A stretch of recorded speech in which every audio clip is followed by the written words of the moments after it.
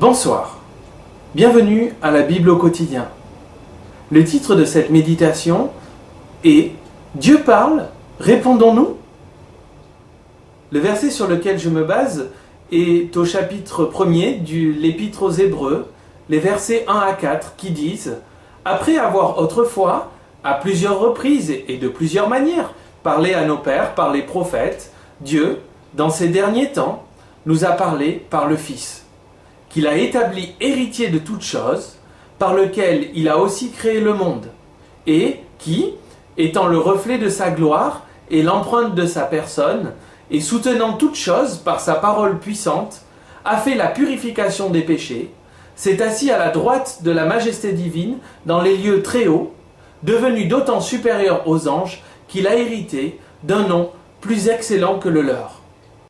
Il est important pour bien rentrer dans cette étude et pour apprécier la plénitude de cette méditation, de commencer par remettre les choses dans le bon ordre. Il est important de comprendre que dans ces versets, la Bible nous explique que Dieu parle. C'est lui qui prend l'initiative de s'adresser à l'homme. Ce qui souligne sa souveraineté. Dieu choisit à qui il parle. Il choisit de parler quand il le souhaite, de dire ce qu'il veut et la manière qu'il souhaite utiliser pour parler est toujours la meilleure. Dieu a surtout et utilise dans notre temps, ces temps qui sont les derniers, les saintes écritures, pour communiquer avec l'homme. Il est important de comprendre que Dieu prend l'initiative de communiquer avec l'homme et que ce n'est pas l'homme qui décide quand il le souhaite de parler à Dieu et de faire dire à Dieu des choses qui l'intéressent.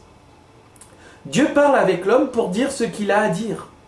Il est bien souvent triste de nous rendre compte que nous ne sommes pas prêts ou nous ne voulons pas entendre ce que Dieu nous dit. Mais Dieu parle. Allons-nous entendre et allons-nous lui répondre? Car sa parole est puissante. Les paroles de Dieu sont des paroles puissantes, contrairement aux paroles des hommes qui tout au mieux peuvent être blessantes ou peuvent nous exhorter, nous édifier ou nous détruire. Les paroles de Dieu sont des paroles sûres avec une puissance certaine. Il est écrit dans ce passage que Jésus soutient toutes choses par sa parole. Il est écrit qu'il nous a parlé par le Fils, qu'il a établi héritier de toutes choses. Par cette parole, le Fils, la parole qui s'est faite chair, il a aussi créé les mondes et qu'il soutient toutes choses par sa parole puissante. Aucune autre parole, à part la parole de Dieu, n'a le pouvoir et n'a la capacité de soutenir les mondes. En effet, dans la parole de Dieu, il a une puissance extraordinaire qui sort de l'ordinaire et qui est capable de mettre en action tout ce qui est prononcé. Quand Dieu a dit que la lumière soit, nous avons vu effectivement qu'immédiatement la lumière fut. Aucune autre entité sur cette terre, aucun être humain, aucune entité spirituelle n'a le pouvoir de mettre en œuvre ce qu'il prononce, à part Dieu qui a prononcé et qui a rendu les choses qui n'existaient pas, qui les a fait devenir existantes. Dieu a le pouvoir par sa parole de rendre les choses inexistantes existantes. Il est important de voir que tout au long de la Bible, il est souligné que la parole de Dieu a un effet. Jamais elle ne retourne à lui sans avoir eu son effet dans l'homme à qui Dieu s'adresse. La parole de Dieu a un effet primaire sur l'homme. Soit elle va séparer l'homme de son péché, soit elle va séparer l'homme pécheur du Dieu qui s'adresse à lui. Il est écrit que Dieu s'est adressé à l'homme de plusieurs manières, autrefois, dans les temps anciens. Mais nous sommes dans ces temps qui sont les derniers où Dieu a choisi de s'adresser à nous à travers le Fils. Nous pouvons prendre par exemple la communication de Dieu et en faire la parallèle avec le ciel.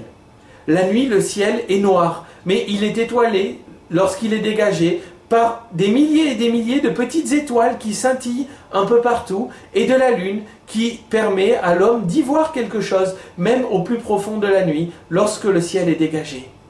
Cette lune et ces étoiles sont l'équivalent des prophètes qui éclairaient, mais qui éclairaient faiblement et qui ne nous permettaient pas de voir pleinement la révélation de Dieu. Mais dans ces temps qui sont les derniers, Dieu a envoyé le Fils. Le Fils équivalent au soleil qui éclaire dans la plénitude et qui nous permet d'apprécier tout ce que nous ne pouvions pas voir pendant la nuit dans ses moindres détails. Nous sommes capables de voir pleinement dans ces derniers temps. Le Fils est l'équivalent du soleil. Il éclaire ce ciel dans toute sa plénitude. Dieu est un Dieu relationnel, car Dieu parle. Tous les autres dieux sont des dieux soit muets, soit des dieux qui n'ont pas la capacité de dire les choses avec omniscience. Ils n'ont pas la capacité de nous révéler qui nous sommes. Ils n'ont pas la capacité de nous pardonner. Ces dieux sont des dieux muets, des dieux aveugles et des dieux impuissants. Mais Dieu nous parle. Et le fait même que Dieu parle est l'expression ultime de son amour. Dieu nous a parlé par les prophètes dans les temps anciens. Autrefois, Dieu s'est adressé à nous par les prophètes. Il nous a envoyé des lettres d'amour. Mais voyons que l'intégralité de l'humanité ne répondait pas à ces lettres d'amour de Dieu. Dieu a choisi de cesser de nous écrire et il est venu en personne nous dire « Je vous aime ». Hommes, femmes, humanité, je vous aime. Je vais moi-même me faire chair pour vous le dire moi-même, je vous aime. Je suis amoureux de vous et je veux que vous voyiez l'amour que j'ai pour vous et que, en répondant à cet amour, vous bénéficiez à votre tour du droit de passer l'éternité avec moi, au paradis, pour toujours. Dieu nous parle. Et puisque Dieu m'aime, Dieu me parle. Et puisque Dieu me parle, il a tout donné. Après ses prophètes, il s'est donné lui-même.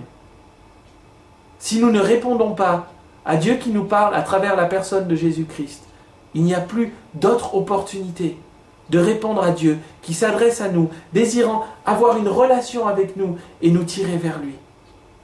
Est-ce que tu entends Dieu te parler? À travers la Bible, à travers les circonstances, à travers ce qu'un pasteur peut prêcher. Et si tu l'entends, est-ce que tu l'écoutes? Si tu l'écoutes et que tu le crois, cette foi, cette croyance au plus profond de ton cœur doit générer un changement dans tes actions. Mets-tu en pratique ce que Dieu te dit? Dieu parle, quelle sera ta réponse? Sois béni, Jésus t'aime.